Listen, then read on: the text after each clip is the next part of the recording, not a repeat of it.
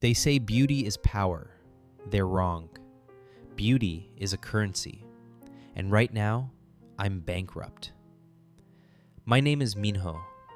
To the world, I was just another K-pop trainee who washed out. A pretty face with porcelain skin and eyes that know how to beg. But I have a defect, a mutation. When I feel pain, or when I feel too much pleasure, I don't cry salt water. My tears harden. They calcify instantly into perfect, glowing pearls. I am a walking gold mine, and I am a walking target. I've been running for weeks, running from debts, running from men who want to chain me to a bed and harvest me until I'm dry. I thought I could hide in this university town, blend in with the broke students, but hunger makes you stupid, and stupidity led me right into the lion's den. A door creaking open, the hum of a refrigerator. It was a basement apartment. It smelled of graphite, cheap tobacco, and musk. Masculine, heavy. I just needed food, just a slice of pizza, anything. I was on my knees in front of the open fridge, the cold light washing over my face. I was shivering. Then the light went out. The fridge door slammed shut. Total darkness. "You picked the wrong door, princess," said a voice behind me.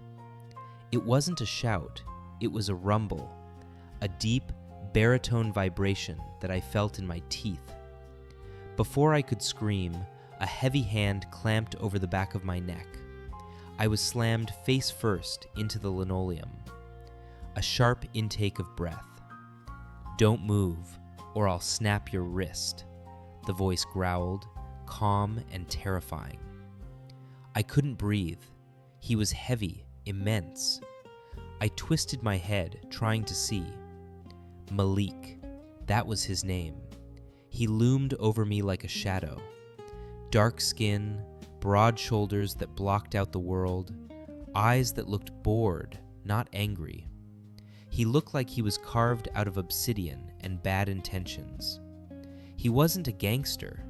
He looked like a student who spent too much time at the gym and not enough time sleeping.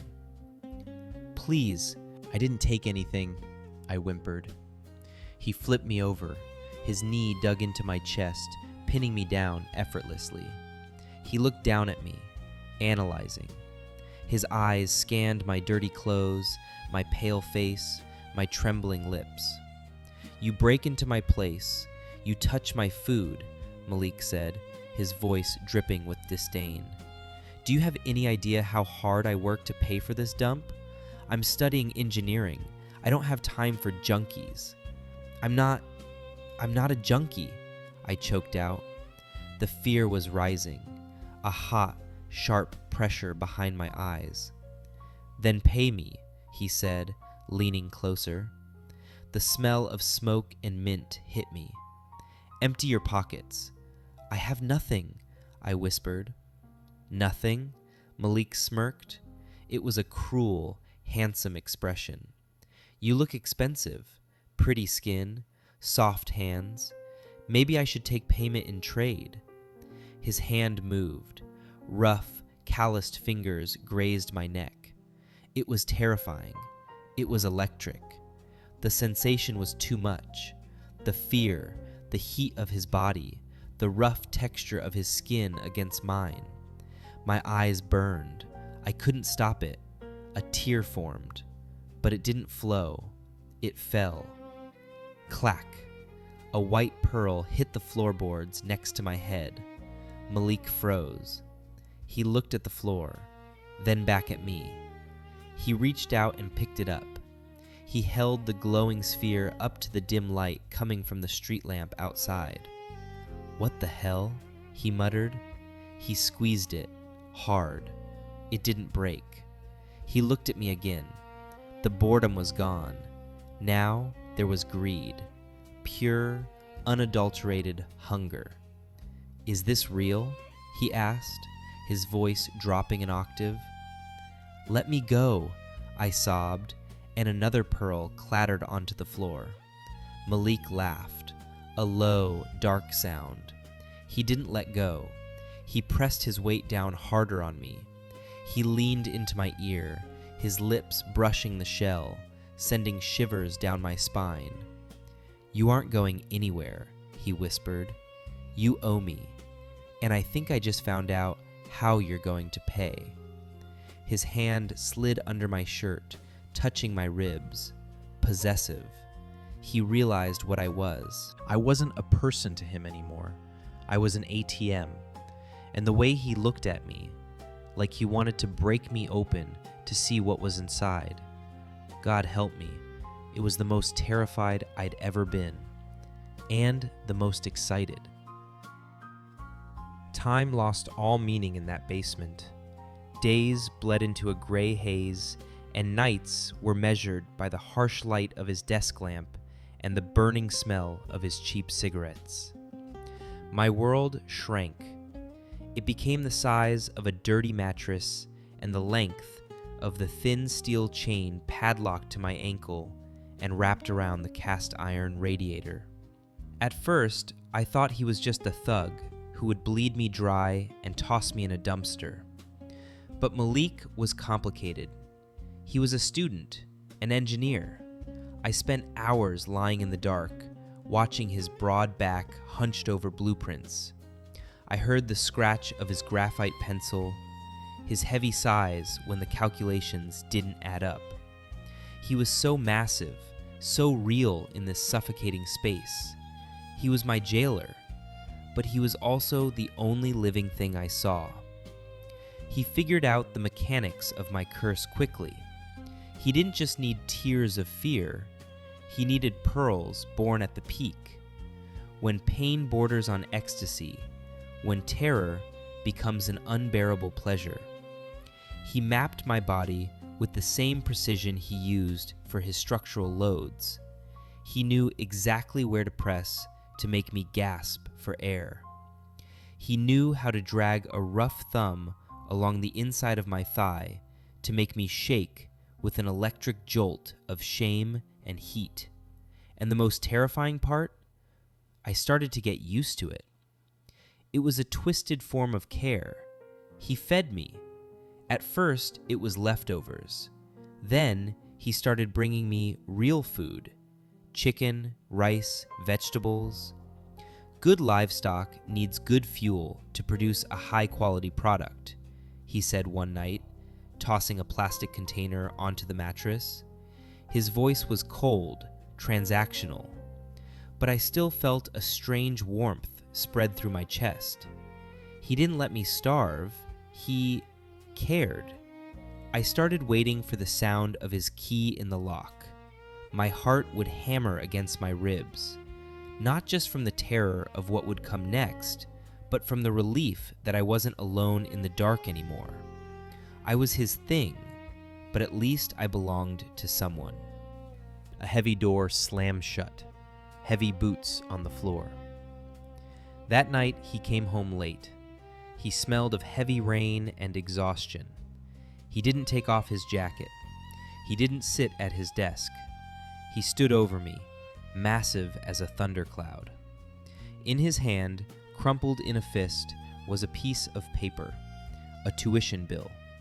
I could see the red stamp on it. The sum was enormous. "I need more tonight, Minho." His voice was a low rumble.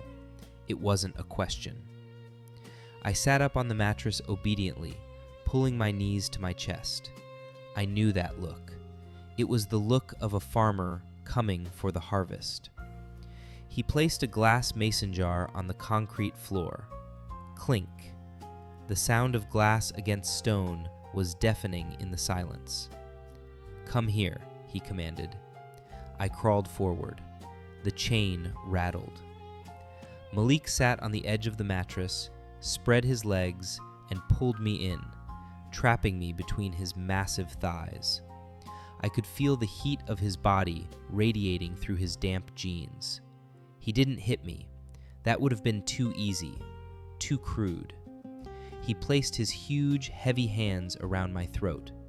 He didn't squeeze, he just held me there, reminding me of his absolute power. His thumbs rested over my carotid arteries.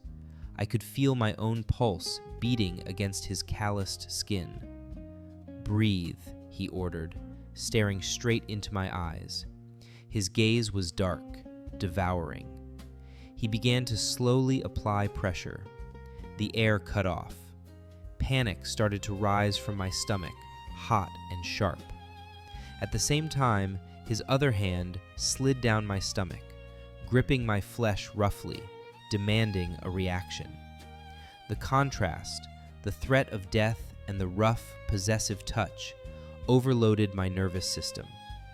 I whimpered, my back arching, trying to find an escape, but his grip was iron. "Come on, princess, pay the bill," he growled against my lips. My eyes burned. The world blurred at the edges. I felt the pressure behind my eyes building, becoming unbearable. The first pearl tore free with a sting of pain. It rolled down my cheek and fell into the jar he had positioned below. Clink. The sound was pure, musical, the sound of money. "Good boy," Malik whispered, his breath hot and fast against my face. He tightened his grip. I was choking. I was burning. I was drowning in sensation. I hated him. I needed him. I cried. The pearls fell one after another.